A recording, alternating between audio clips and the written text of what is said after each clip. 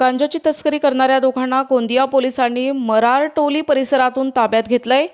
गोंदियाच्या रामनगर पोलीस तसेच स्थानिक गुन्हे शाखा यांनी ही कारवाई केली आहे। कारवाईत पोलिसांनी 12 किलो 160 ग्रॅम गांजा आणि एक मोटारसायकल जप्त केली आहे।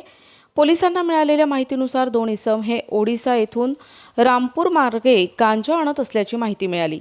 गोंदियाच्या रामनगर पोलिसांनी तसेच स्थानिक गुन्हे शाखेच्या पोलिसांनी गोंदिया शहरातील मरारटोली बसस्थानक परिसरात सापळा रचून दोघांना अटक केली आहे।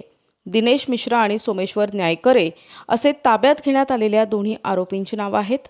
त्यांच्याकडून 12 किलो 160 ग्रॅम गांजा आणि एक मोटारसायकल पोलिसांनी ताब्यात घेतली आहे। प्रतिनिधी राधाकिशन सुटे, NTV न्यूज मराठी, गोंदिया।